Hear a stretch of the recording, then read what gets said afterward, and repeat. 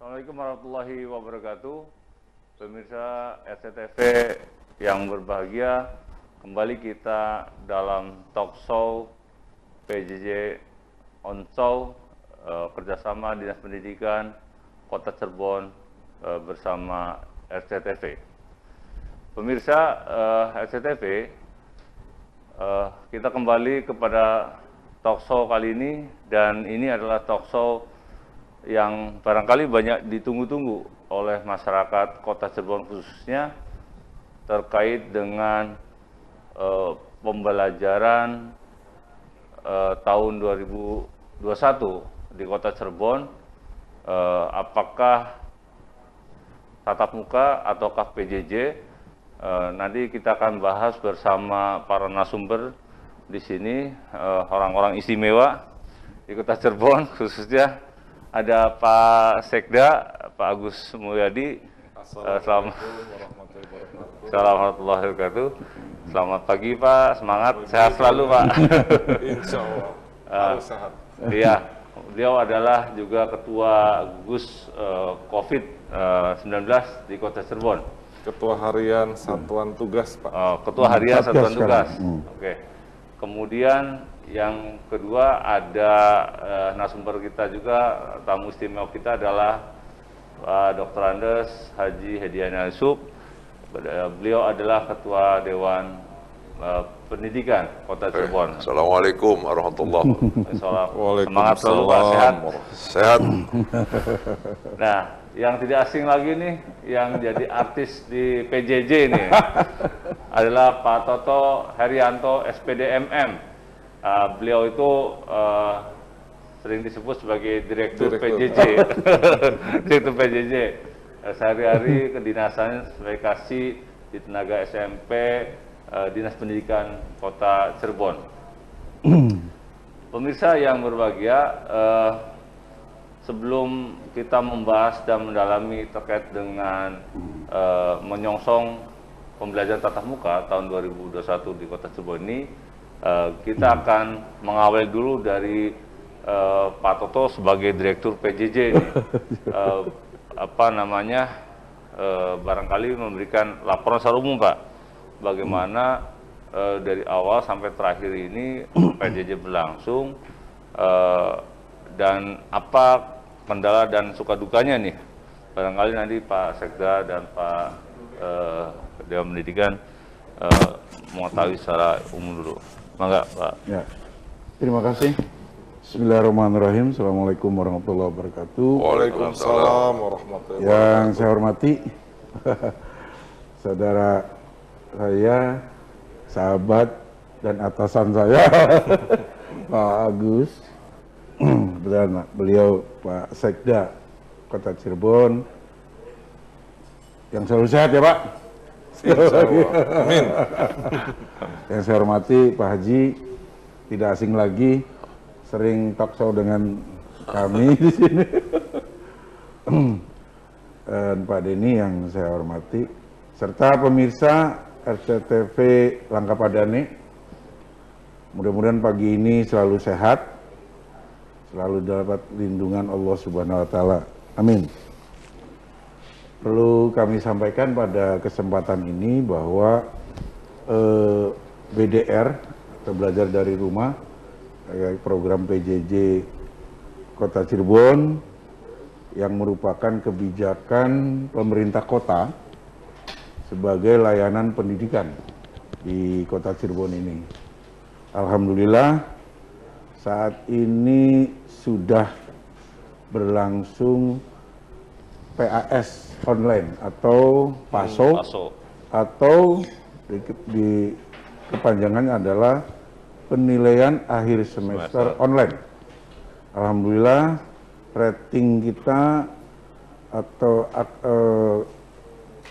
keikutsertaan teman-teman atau siswa di PASO kali ini luar biasa. Di SD sudah mencapai 100%. Ini menandakan bahwa anak-anak yang terdaftar sekolah di sekolah dasar di Kota Cirebon sudah secara keseluruhan mengikuti kegiatan PJJ ini. Di SMP pun peningkatannya luar biasa, sekarang sudah mendekati angka 86%. Yang tadinya 42%, alhamdulillah. Karena sosialisasi dari berbagai pihak, bantuan, dorongan dari berbagai pihak, terutama Pemkot Kota Cirebon, bahwa PJJ ini telah dilaksanakan dengan sebaik-baiknya.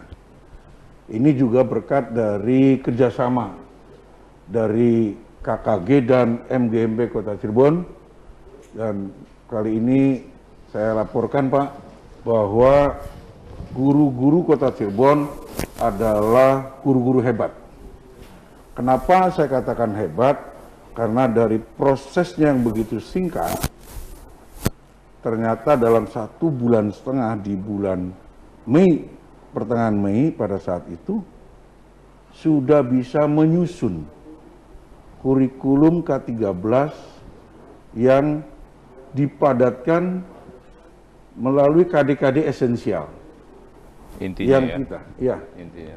Di tahun ajaran baru, di tanggal 13 Juli 2020, itu telah langsung disampaikan pembukaannya oleh Pak Wali Kota, juga testimoni dan supporting dari Ketua DPRD, maupun Pak Ibu Wakil Wali Kota, serta Kepala Dinas sudah dilakukan dan telah sudah berjalan dengan baik. Alhamdulillah, semua guru-guru, baik TK, PAUD, SD, dan SMP, itu saling bahu-membahu. Ada berapa jumlahnya Pak yang dilibatkan? Jumlah yang terlibat itu 1.313 guru. Guru model termasuk Guru model. Timnya ya, tim Betul. BJJ. Itu luar biasa. Maka dari itu tidak berlebihan ketika kemudian 29 kota kabupaten di seluruh Indonesia, dari Sumatera, dari Jawa Timur, Jawa Barat apalagi, itu ada 29 daerah yang langsung berkunjung ke sini Pak, melihat langsung di studio, dan terkesan, dan beliau menyampaikan akan datang lagi mempelajari secara teknis. Nah, ini barangkali hal-hal yang perlu kami sampaikan, dan sampai saat ini kami sudah melaksanakan dalam semester ini sampai dengan e-raport. Rapot ya. Artinya siswa dalam belajar mengikuti pembelajaran di tahun pelajaran ini sudah dapat dilaksanakan sesuai dengan kaidah-kaidah yang atau tuntutan-tuntutan kurikulum. Walaupun memang tidak sesempurna yang namanya pembelajaran tatap muka, tetapi kami sudah mendapatkan reward, sudah mendapatkan apresiasi dari Kemendikbud, Kemenko PMK, bahwa inilah inovasi yang dianggap menurut mereka baik ya. Oke. Sementara ini. Baik, itu barangkali. Ya, terima kasih Pak Rafael. Jadi sudah begitu bekerja keras ya para guru-guru dan luar biasa ini timnya, dan rapot pun udah mulai dibagikan ya. Sudah. Dan besok ini kelihatannya puncaknya sekolah udah mulai bagi ya. Betul. Ya. Baik pemirsa, kita akan beralih ke Pak Sekda ini ya. Sebagai tokoh sentral dalam hal COVID ini sering menjadi rujukan ketika bicara COVID di Kota Cirebon. Pak Sekda, barangkali kita pemirsa perlu tahu nih update terakhir di Kota Cirebon tentang kondisi COVID. Apa kabarnya COVID-19 di Kota Cirebon? Mangga, Pak. Baik Pak Denny, terima kasih. Bismillahirrahmanirrahim. Assalamualaikum warahmatullahi wabarakatuh. Yang kami hormati senior saya nih Pak Hediana, Ketua Dewan Pendidikan. Biasanya sering ketemu dengan beliau, informal. Tapi alhamdulillah sekarang dalam sebuah suasana talk show. Kemudian yang kami hormati Pak Toto, wakil dari Dinas Pendidikan, sahabat saya, dan saya tahu persis kiprah beliau. Alhamdulillah. Yang kemudian yang kami hormati seluruh pemirsa RCTV dimanapun berada, alhamdulillah pagi ini kita bisa bertemu walaupun dalam dalam tatap muka jarak jauh dengan melalui media RCTV ini. Ada beberapa informasi mungkin juga sangat ditunggu-tunggu oleh orang tua, murid dan juga teman-teman dari tenaga pengajar terkait dengan kebijakan pemerintah dalam menyikapi perkembangan kondisi pandemi COVID-19 di Kota Cirebon. Dapat kami sampaikan kalau melihat dari update data perkembangan pertambahan COVID-19 di Kota Cirebon, Mediana, kalau boleh kami dari Satuan Tugas Penanganan COVID-19 Kota Cirebon menyebutkan bahwa saat ini kita berada pada sebuah fase yang bisa disebut yang dulu yang kita khawatirkan terjadi dan sekarang terjadi, Pak. Jadi saat ini kondisi outbreak di mana penanganan kesehatan itu sudah berada pada kapasitas penuh dan hampir tidak bisa menampung lagi teman-teman yang terkonfirmasi COVID-19 baik yang tanpa gejala maupun yang bergejala. Fasilitas kesehatan kita yang sudah disiapkan ternyata juga tidak mampu untuk bisa melayani saudara-saudara kita yang terkonfirmasi. Baik Rumah Sakit Gunung Jati sebagai rumah sakit rujukan utama maupun juga rumah sakit swasta yang berfungsi sebagai rumah sakit pendukung. Termasuk kebijakan pemerintah daerah menyediakan isolasi mandiri baik di gedung diklat kita maupun juga di 2 hotel yang kemarin kita lakukan selama 3 bulan dan kebijakan terakhir dari Pak Wali dengan melihat perkembangan kondisi yang ada akan diperpanjang Pak Diana di Hotel Langansari dan Hotel Onos sampai dengan bulan Januari. Informasi terakhir yang kami terima laporan berkaitan dengan perkembangan, kita sudah berada pada angka 1.718 Pak, terhitung kemarin. Pertambahannya luar biasa, yang biasanya pertambahannya 1 digit sekarang sudah selalu 2 digit, walaupun 2 hari terakhir kita sudah melihat ada pelandaian yang biasanya di atas 50, sekarang ada 20, 23 Pak, 2 hari ini nih. Dan mudah-mudahan ini bagian dari upaya kita melihat bahwa puncak gelombang kedua itu sudah mulai masuk. Nah terkait dengan kelihatan dari penilaian pemerintah provinsi terhadap Kota Cirebon, sekarang kita berada pada zona resiko sedang, zona orange. Tapi nilai kuantitatif terhadap zona resiko sedang kita itu masih sangat mengkhawatirkan bisa kembali lagi kepada zona merah. Jadi kalau lihat antara zona merah 1,8 poin di dalam perhitungan labeling untuk kota, kita berada di angka 2, Pak. Jadi begitu kita lengah, kita akan masuk ke dalam zona merah kembali. Tapi secara mikro, secara keseluruhan kelurahan kita berada pada zona merah. Jadi kami mohon fasilitas kesehatan kita sudah berada pada kapasitas yang penuh. Di IGD berdasarkan laporan teman-teman sudah mengantri untuk masuk ke ruang perawatan. Kita juga sudah minta Rumah Sakit Gunung Jati untuk menambah ruang isolasi. Kemarin sudah beroperasi 17 dan insya Allah akan ditambah sekitar 76 lagi Pak untuk bisa menangani teman-teman yang terkonfirmasi, baik yang OTG kita siapkan di 2 hotel dan 1 gedung diklat, dan yang terkonfirmasi dengan gejala kita arahkan ke rumah sakit. Jadi memang saat ini kita berada pada sebuah kondisi yang mengkhawatirkan, mohon kewaspadaan semua pihak, elemen masyarakat, termasuk juga dalam jangka pendek ke depan kita menghadapi dua acara atau dua event yang sangat besar yang mempunyai potensi untuk menimbulkan kerumunan, Pak. Pertama, perayaan Hari Natal, kami sudah mengeluarkan edaran kepada para pengelola rumah ibadah untuk tetap menjalankan prosesi keagamaan perayaan Natal, tapi dengan memperhatikan protokol kesehatan, kapasitas yang diperbolehkan hanya 50% dari kapasitas yang ada.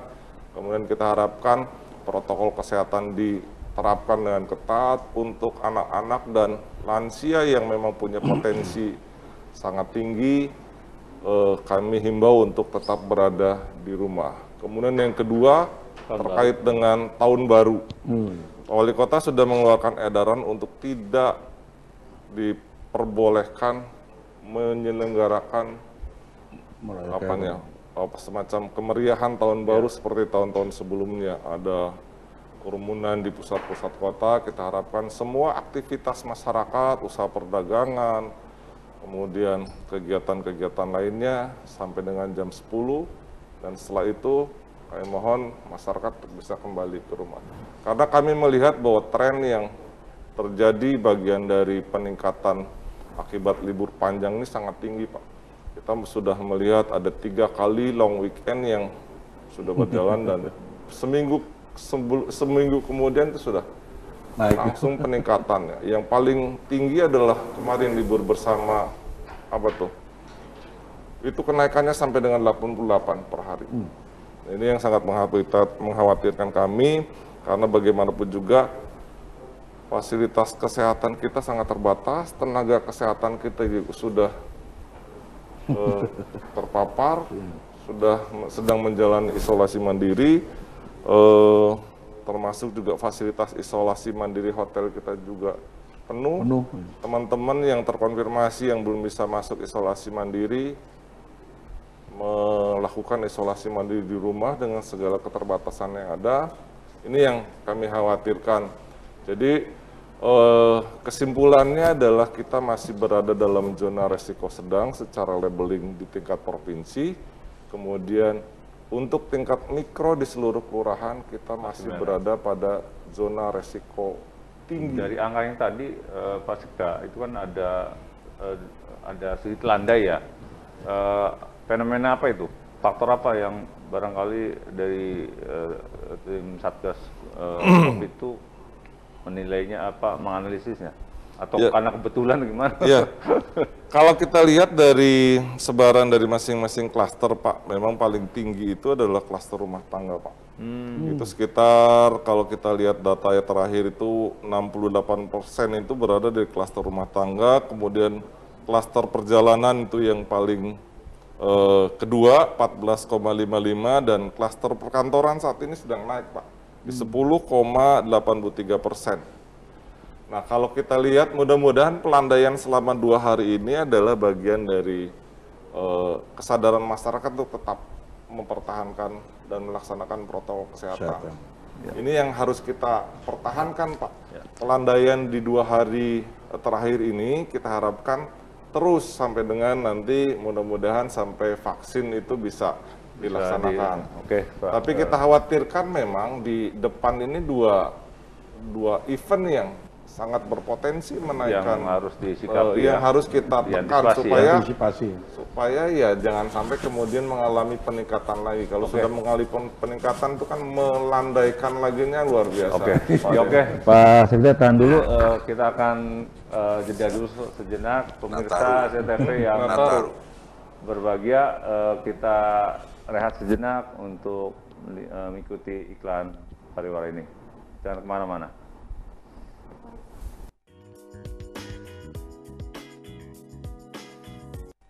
Baik pemirsa SCTV Langkap Madani, kita kembali ke segmen kedua.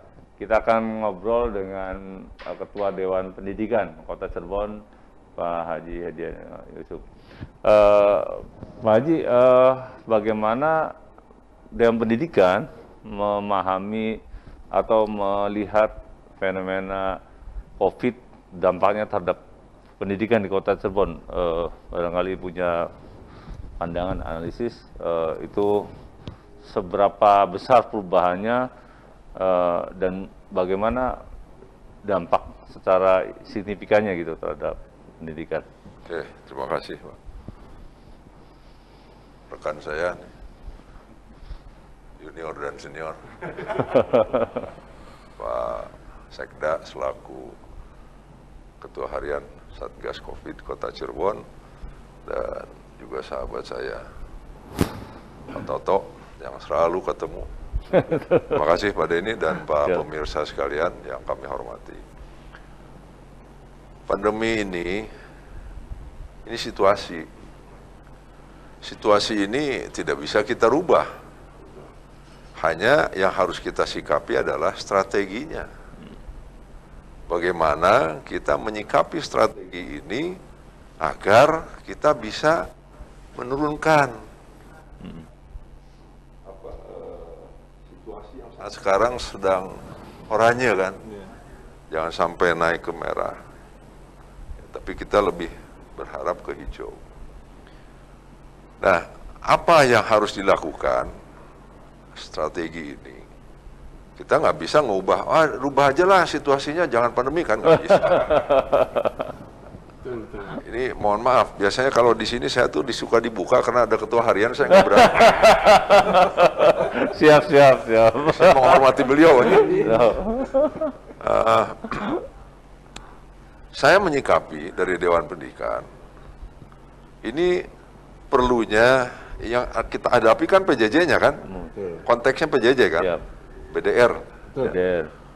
Dewan Pendidikan berharap di bulan Januari ini, sesuai dengan anjuran Mas Menteri, Kemendikbud, bahwa harus dimulai pembelajaran online.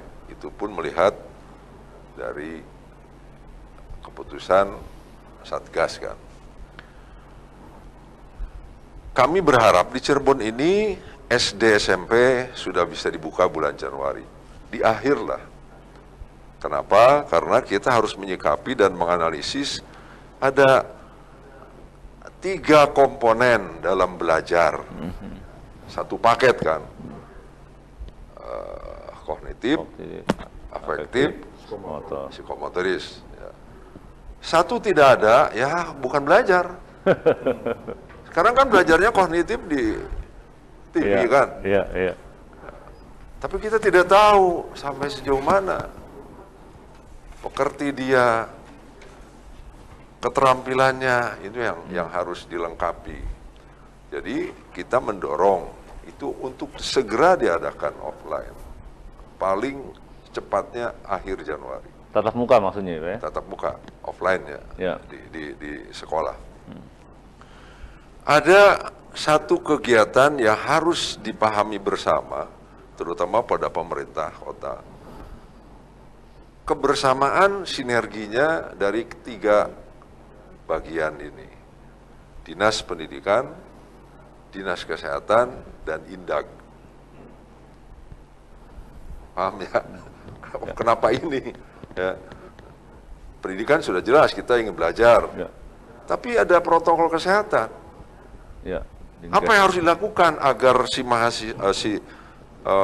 peserta didik ini punya kemampuan dengan badan yang sehat, jiwa yang kuat? Kebalik nggak? Kebalik tuh. Artinya bahwa sekolah disiapkan dengan fasilitas kesehatan, protokol kesehatan, cuci tangan, kamar mandinya, WC-nya, jangan WC yang di atas 100 juta, yang lagi ramai sekarang. Nah, lalu dari segi pendidikan, sudah jelas, kan sudah diberikan kurikulum yang terbaru kan, dari guru-gurunya. Nah, hubungannya apa dengan Indag? Karena siswa ini harus sehat, maka dia harus memberikan gizi yang cukup dan baik.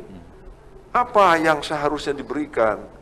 Menurut informasi bahwa agar kita bisa kuat imunnya harus minum susu dan makan telur. siapkan si anak didik itu pada saat mau masuk ke belajar. Sering olahraga. Ada makanan tambahan gitu ya. UMKM itu kan Kayak dulu lagi. Puding tambahan. ada, itu harus. Terlepas si anak ini sudah sarapan atau belum, disiapkan. Iya, siap. Jadi ini APBD-nya harus dirubah. Masukkan plastik dari Artinya ini adalah keinginan. Kita tidak bisa mengubah situasi, tapi strateginya ini harus dilakukan. Nah, itu akan ada kaitannya dengan UMKM, perdagangan pun muncul, ekonomi baik, pendidikan jalan, kesehatan diterapkan, kan begitu. Sejauh ini ya pendidikan sudah menerima laporan atau keluhan nggak dari masyarakat terkait dengan pembelajaran yang sudah dilaksanakan selama pandemi? Intinya hanya melihat, Pak, anak saya ini sudah jenuh. Ya, sudah jenuh pada saat dia belajar 1 menit masih bisa lihat TV, menit kedua, menit ketiga tangannya sudah kemana, menit keempat kakinya kemana, dan seterusnya. Lama-lama hilang anaknya aja. Udah di jalan. Mungkin karena terus-terusan seperti kok saya belajar ini anak kelas 1 ya terutama yang baru. Jadi proses pembelajarannya lakukanlah dengan shift. Ini hanya masukan, berarti biaya yang digunakan untuk COVID itu mungkin larikan ke 3 dinas ini kan. Kenapa? Karena kalau kita sudah melakukan gizi baik, proses berjalan baik, protokol baik, dan satu jiwanya agar dia tenang, sebelum proses belajar mengajar bagi agama Islam, doa. Sholawat tibbil qulub. Itu saja. Oke, terima kasih Pak Toto sebagai Direktur PJ dan dari Perwakilan Dinas Pendidikan ya. Sejauh mana ini kan keputusan untuk buka tutup ataupun tatap muka ataupun PJJ kan belum ada dari secara resmi dari pemerintah Pak ya. Tapi paling tidak dari secara teknis di sekolahan atau di pendidikan itu apa persiapan-persiapan yang sudah dilakukan bila mana nanti misalnya pemerintah kota mengetok palu boleh diuji coba misalnya, atau sebaliknya kalau seandainya belum bisa plan A, plan B-nya dari pendidikan Pak, bisa diceritakan Pak. Terima kasih. Sebetulnya apa yang disampaikan Pak Haji, Ketua Dewan Pendidikan, ini kami sudah lakukan. Lakukannya bagaimana? Dengan adanya kebijakan Kementerian Pendidikan atau dari Mas Menteri, ini bukan harus, tapi dibolehkan tatap muka. Pilihan ya berarti ya? Ya, tetap pilihan. Sebab ketika ada kata dibolehkan, otomatis kita harus menerjemahkannya secara hati-hati. Kenapa? Karena di dunia pendidikan, sesuai dengan arahan Pak Wali, Pak Sekda, dengan Ketua DPRD, bahwa tetap hukum tertinggi adalah keselamatan dan kesehatan siswa dan guru. Kan begitu. Dengan adanya kebijakan kementerian dari 4 menteri itu, kami sudah membuat rancangan pedoman yang insya Allah pada hari Senin nanti akan di FGD-kan. Pedoman apa tuh Pak? Pedoman sekolah tatap muka. Pelaksanaan tatap muka. Ya, sekolah tatap muka dibuat pedoman di mana nanti ada beberapa hal penting yang ditujukan tadi apa yang disampaikan Pak Haji, bahwa pandemi ini bukan persoalan satu sektoral ya, tapi ini multi. Maka dari itu kami dari Dinas Pendidikan itu beranggapan bahwa ini harus diselesaikan oleh semua pihak. Dalam pengertian kami menyusun pedoman dinas atau pemerintah itu berbuat apa, kemudian sekolah berbuat apa, kemudian orang tua siswa berbuat apa, dan siswa sendiri harus melakukan apa. Itu dibuat sebuah satu membangun persepsi yang sama. Kenapa? Sistem apapun yang dilakukan dalam PJJ ini, kami menyadari bahwa yang paling terbaik adalah sekolah tatap muka. Akan tetapi karena persoalannya adalah masalah masa pandemi, maka kami harus hati-hati. Kami akan mohon maaf saya ada bocoran sedikit saja terkait dengan pedoman itu. Sekolah harus menyiapkan AKB-nya sesuai dengan checklist kementerian yang terbaru belum? Daftar Kan checklist gitu? ya? Iya, Checklist, ya. ada. Apakah dalam satu ruangan kelas itu ada hand sanitizer semua memiliki, atau kemudian tempat cuci tangan ada berapa, kemudian apa namanya hand sanitizer, apa namanya disinfektan itu dia akan melakukan berapa hari sekali. Karena memang kenapa? Jangan sampai ada klaster baru di satu sekolah, sebab berakibat sangat luas. Kenapa luas? Yang pusing Pak Sekda ini. Iya. Kenapa? Karena di satu sekolah, satu terpapar. Mohon maaf. Ya. Semua anggota, semua siswa itu harus diteliti, harus diswab, paling tidak rapid. Kemudian keluarganya juga. Nah, ini berapa besar yang harus diinikan, karena anak bergaul di sekolah walaupun misalnya terbatas. Nah, itu juga anak punya keluarga juga harus diperiksa, kan repot. Nah, untuk itu makanya kami akan berhati-hati, dan ketika kemudian dianggap sudah siap melakukan itu, kami akan melaporkan ke Satgas, Pak. Satgas untuk memverifikasi betul tidak ini sudah siap. Jadi kita tidak sembarangan. Maka dari itu di tahun awal menurut kami secara ini, karena ini kebijakannya baru untuk dibolehkan tatap muka, oke, kita akan persiapkan semaksimal mungkin. Jangan sampai ada klaster baru di sekolah. Nah, sejauh ini kesiapan untuk 2021 masih PJJ, Pak ya? PJJ. Kenapa? Saya ini kan begini, ketika ada satu kasus di sekolah, satu saja, maka sekolah itu tutup. Tidak boleh melaksanakan tatap muka. Satu sekolah ya? Satu sekolah. Nah, ketika satu sekolah ini tutup, apakah kemudian pembelajaran itu berhenti? Kan tidak boleh. Ya. Layanan pendidikan harus terus. Maka dari itu backupnya ada tetap di PJJ, Pak. Ini tidak bisa dihilangkan. Kenapa? Ketika ada 2 sekolah, 3 sekolah, kemudian apakah anak-anak kemudian gimana segala macam? Harus ada solusi. Maka dari itu PJJ tetap untuk backup itu. Karena apa? Karena tadi ketika ada satu kasus lockdown semua di sekolah. Tapi pola PJJ-nya masih dirumuskan, Pak ya, seperti apa sebagainya? Ya, dan kurikulum pun akan masih tetap diinikan dengan cara seperti PJJ. Ya. Kenapa?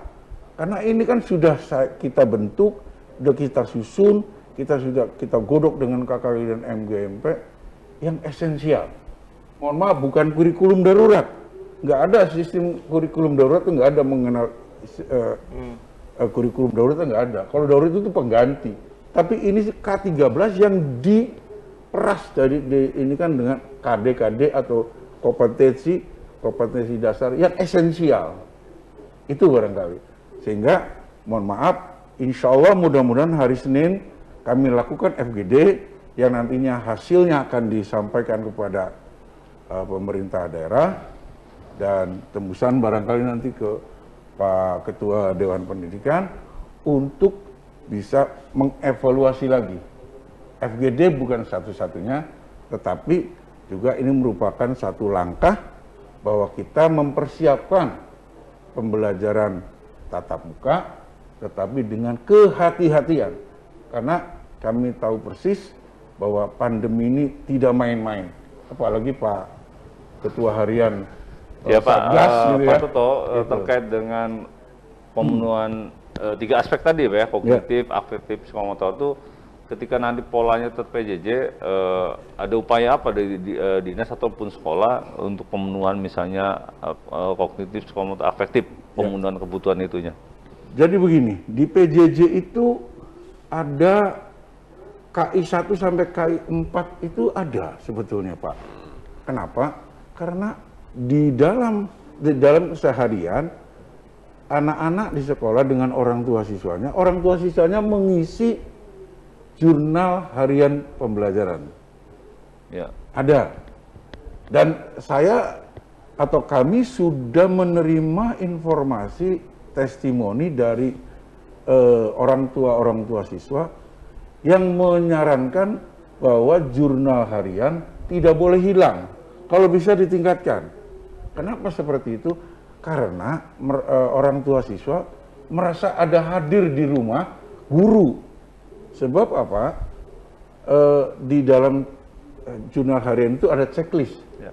Checklist yang diinikan oleh orang tua, apakah anak melakukan ini, sholat subuh, kemudian membantu orang tua, belajar, segala macam. Sudah ada sampai Itu dari bangun. yang bisa dilakukan. Iya, dan itu justru orang tua merasa terbantu. Pak, jangan di ini, kalau bisa ditingkatkan gitu loh. Oke Pak Sekda, dari kondisi yang ada sekarang ini, sampai kapan kira-kira misalnya PJJ itu, kan ini tadi kendalanya dari kondisi yang ada belum memungkinkan.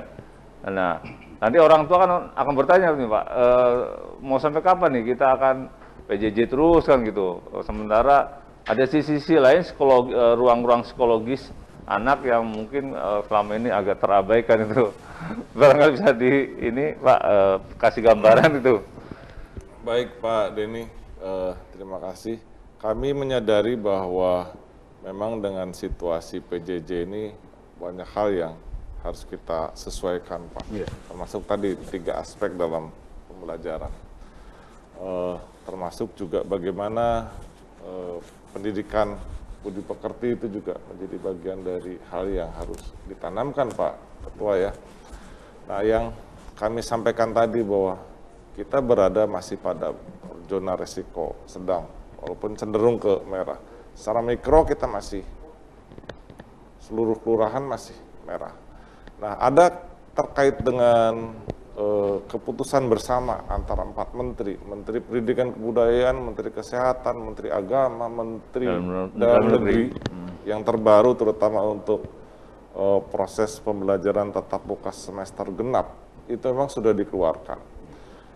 Tidak berbeda jauh dengan sebelumnya di semester ganjil bahwa memang terakhir diperbolehkan Pak ya. Diperbolehkan itu hanya untuk yang berada pada zona hijau. Zona hijau pun juga ada beberapa persyaratan yang harus dilakukan, termasuk tadi checklist yang tadi. Nah yang di zona resiko sedang dan tinggi sudah dinyatakan dilarang untuk kegiatan pembelajaran tatap muka dan harus melakukan belajar dari rumah. Bahwa kita menyadari dan Pak Wali Kota bahwa keselamatan rakyat adalah hukum yang tertinggi. Sehingga dengan pertimbangan itu kami melihat bahwa untuk pembelajaran tatap muka semester genap dengan mempertimbangkan pertama resiko penyebaran COVID-19 yang saat ini masih walaupun resiko sedang tapi cenderung ketinggi dengan mikronya semua berada pada zona merah, yang kemudian dukungan fasilitas kesehatan kita juga masih belum bisa memenuhi semua karena dengan keterbatasan yang ada. 2 hal ini masih berada pada resiko yang tinggi, sehingga kami walaupun nanti dalam proses di dalam keputusan bersama itu untuk kewenangan memberikan izin proses pembelajaran tatap muka di tingkat SMA, SMK, kemudian termasuk juga SLB itu menjadi kewenangan provinsi. Pemerintah daerah itu punya kewenangan untuk di TK, PAUD, TPA, SD, SMP, untuk bisa memberikan izin. Oke, tahan dulu Pak Sekda. Pemirsa, kebijakan apa dan izin apa yang diberikan oleh pemerintah daerah terkait dengan pembelajaran 2021 nanti? Kita akan kembali setelah jeda berikut ini. Jangan kemana-mana. Tapi RCTV, Langkah Padane. Kalau Satgas?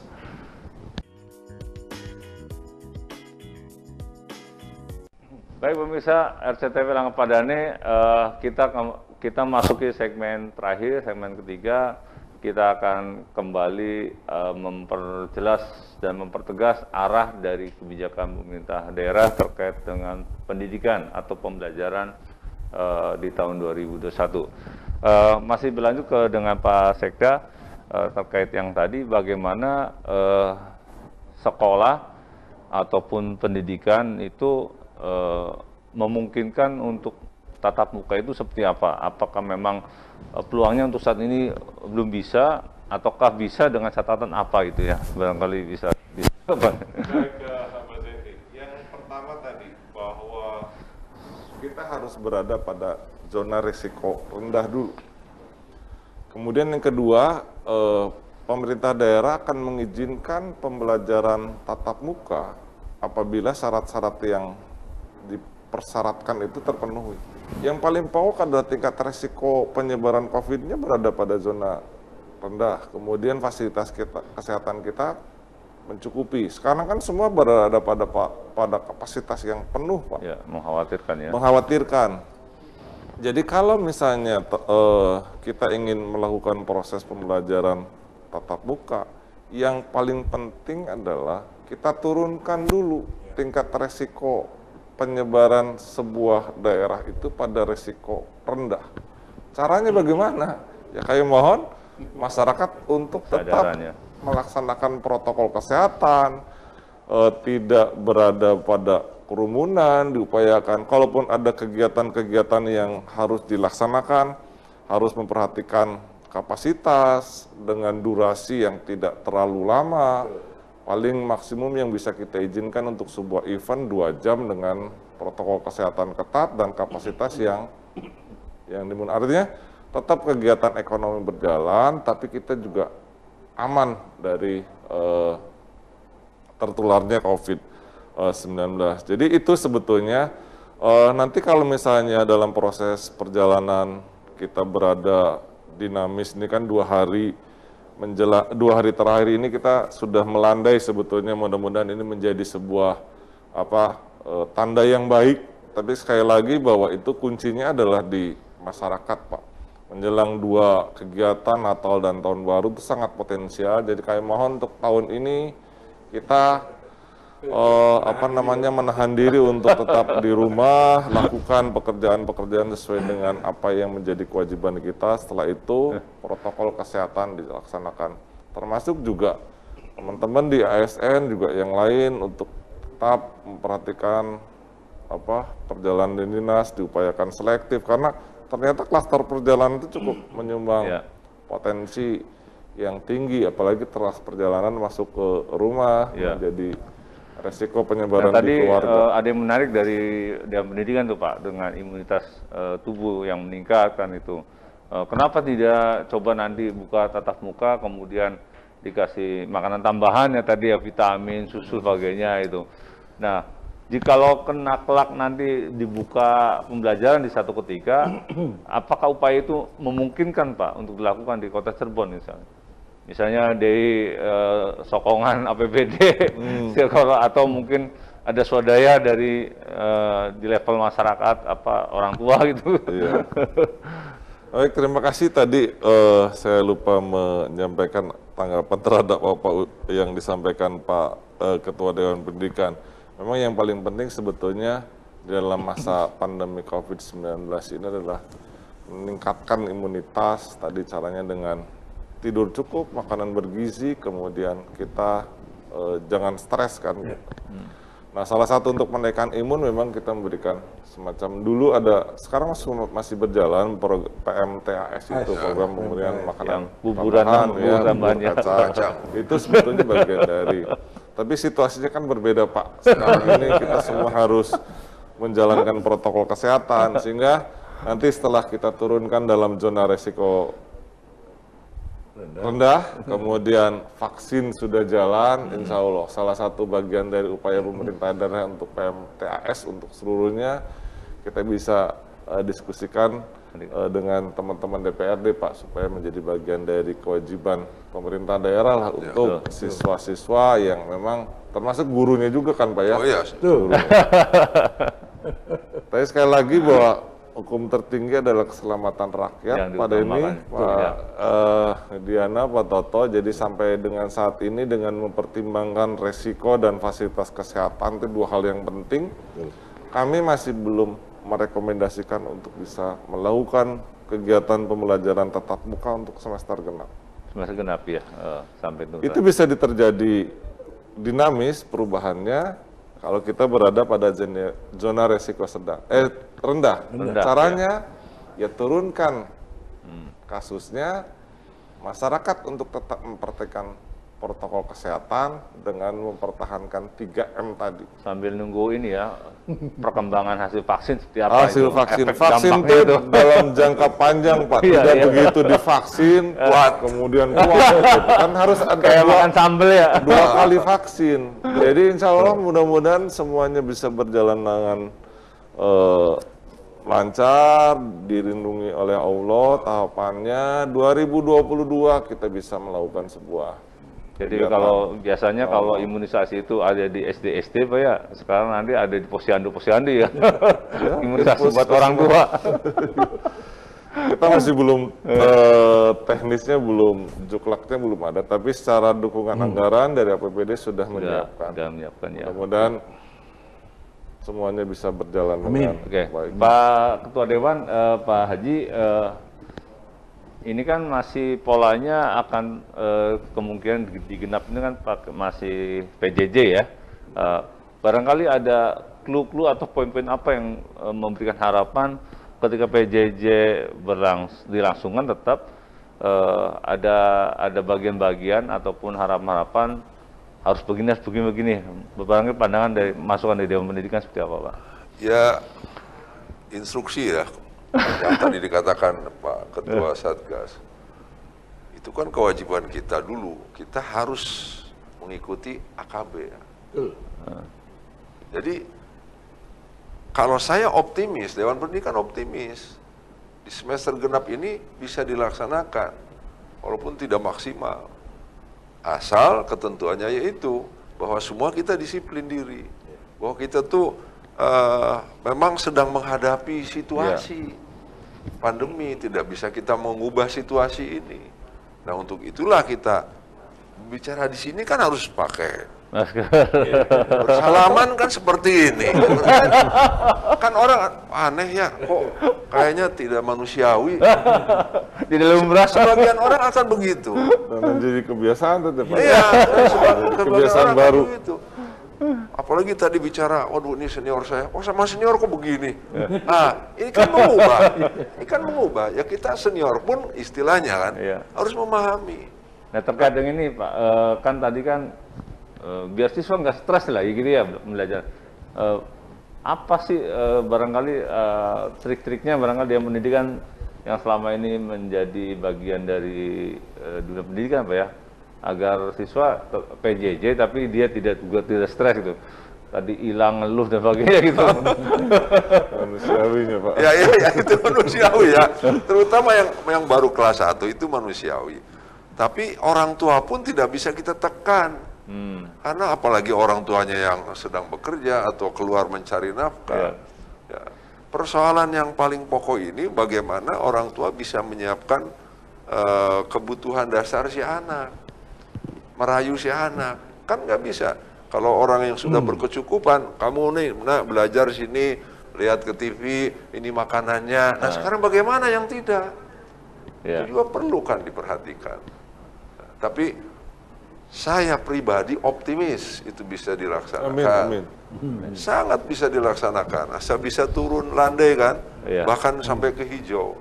Ya. Kenapa? Kita semua harus memahami bahwa lupa sarapan aja lah, Nah, itu kan Memaksakan masa saya tidak bisa. Nah, ini sedikit-sedikit berubah. Kita bertamu, otomatis harus pakai ini. Nah, ini yang harus terus-terusan oleh kita semua, khususnya pemerintah, berbicara kepada masyarakat bahwa pola sekarang ini seperti ini. Dan kita tidak tahu kapan ini akan berakhir. Tapi kita mengupayakan bahwa ini berakhir di tahun baru ini. Amin. Mudah-mudahan, Ya kan? amin, amin. Amin, amin. Ada larangan tidak boleh berkerumun, tidak boleh datang ke kota, itu kan sudah upaya. Ya, nah, upaya-upaya inilah kita harus ikuti. Nah, adapun bagaimana teknik kepada siswa yang tadi diminta oleh Pak Denny, bahwa siswa ini agar betah, ya kan? Orang tua memahami enggak faktor-faktor kognitif, afektif, Nah, itu problemnya ya. psikomotoris. Harus ada pelatihan orang tua itu. Mungkin Disdik harus memberitahukan. Oh, iya. Kita harus sama-sama menginformasikan. Nah, berarti ini harus Macam ada dijawab, checklist, harus dijawab sama Saya Diksi gitu. sepakat, checklist itu sepakat. Iya. Ya, sepakat ada checklist biar orang tua tuh tahu, oh iya si anak sudah, oh iya anak melaksanakan Iya. afektif, oh anak melaksanakan kognitif, anak itulah. Oke, kira-kira. terima kasih. Pak Toto, barangkali udah mendekati terakhir ini. Ada nggak evaluasi misalnya dari pola guru mengajar ketika PJJ gitu? Ini kan nanti terkait dengan stres siswa, Pak ya. Banyak tugas, kemudian bla bla sebagainya, itu cara ngajar yang tidak bisa dipahami. Wong di ruang kelas aja kadang anak-anak Stres. apalagi ini. Nah, itu ada nggak treatment ke sana? Bagaimana ada pembekalan di level guru model atau guru di sekolahan untuk bagaimana mengajar menyenangkan di era pandemi biar nggak stres anak. Iya, terima kasih. Sejak awal penyusunan kurikulum ini, kami sudah menyampaikan, kami sudah memberikan informasi kepada teman-teman guru model bahwa buatlah pembelajaran walaupun di televisi yang menyenangkan. Ya, menyenangkan. Tidak membuat stres anak, tidak terlalu banyak tugas, dan enjoy gitu loh. Enjoy tapi tetap bahwa RPP atau rencana pembelajaran itu tetap tersampaikan. Itu yang pertama. Yang kedua, kami juga melibatkan orang tua siswa untuk juga bersama-sama dengan guru yang ada di studio melakukan pendampingan. Maka dari itu ada jurnal harian. Jurnal harian itu justru malah orang tua siswa memberikan informasi, masukan kepada kami. Walaupun nanti pembelajaran tatap muka juga, tolong Pak, jurnal itu agar dibakukan saja, karena sangat membantu. Ternyata di rumah seolah-olah ada kehadiran guru, karena rata-rata anak-anak itu takut sama guru daripada takut sama orang tuanya kan gitu Pak. Nah itu. Kemudian tadi apa yang disampaikan oleh Pak Ketua Harian Satgas COVID-19 Kota Cirebon, Pak Sekda, Pak Haji, Ketua Dewan Pendidikan, ini juga makanya kami di Dinas Pendidikan itu satu hal yang harus kami lakukan dalam pedoman itu, Singkat aja, Pak. Ya, bahwa kita harus membuat sebuah kesepakatan atau satu persepsi terkait dengan AKB di sekolah, di rumah. Nah, insya Allah mudah-mudahan guru-guru kita jadi agen-agen AKB, Pak, untuk melakukan sosialisasi pembiasaan kepada anak-anak. Mudah-mudahan PMTAS yang tadi diusulkan oleh Ketua Dewan ini juga bisa dilakukan. Apakah nanti orang tua karena menyadari akan mempersiapkan itu, ya dengan serta-merta karena untuk anaknya menyediakan sendiri di rumah. Siap. Nah, semuanya serba bahwa kita menghadapi pandemi ini bersama-sama. Dari sektor dinas pendidikan, sektor layanan pendidikan yang ada pada kami ingin mencoba untuk berbuat yang terbaik kepada masyarakat, karena kami sudah dipercaya oleh pemerintah untuk melakukan layanan pendidikan terbaik. Oke, terima Tentu kasih. saja dengan konsultasi Oke. dan koordinasi Terima dengan kasih Pak Pak Haji. Toto. Terima kasih Pak Toto atas penjelasannya. Baik pemirsa, kita tidak terasa 1 jam berlalu untuk talkshow pagi ini. Padahal banyak hal yang penting yang kita belum kupas tuntas. Tetapi poin pentingnya pemirsa RCTV dimanapun berada, khususnya masyarakat Kota Cirebon, bahwa untuk tahun pelajaran 2021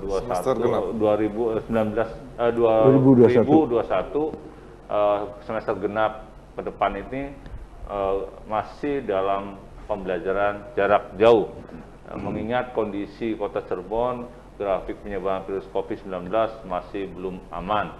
Nah, nanti tergantung bagaimana. Tapi kita tetap menyiapkan, Ya, menyiapkan Pak, untuk ya. sekolah tatap muka. Tapi tetap nanti bagaimana kembali ke Dinas Pendidikan sebagai leading sektor, menyiapkan pembelajaran yang kira-kira tetap menjaga imunitas tubuh anak didik dan guru tetap aman gitu ya. Amin. Dari serangan COVID. Kiranya seperti itu. Terima kasih kepada Pak Sekda atas kehadirannya, Pak Haji dari Dewan Pendidikan, dan Pak Roto sebagai PJJ dan dari Dinas Pendidikan.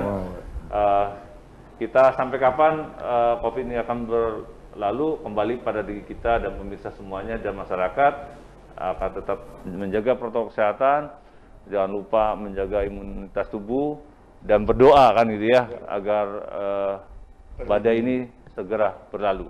Amin. Terima kasih atas perhatiannya. Saya Denny Rohman. Assalamualaikum warahmatullahi wabarakatuh. Waalaikumsalam warahmatullahi wabarakatuh.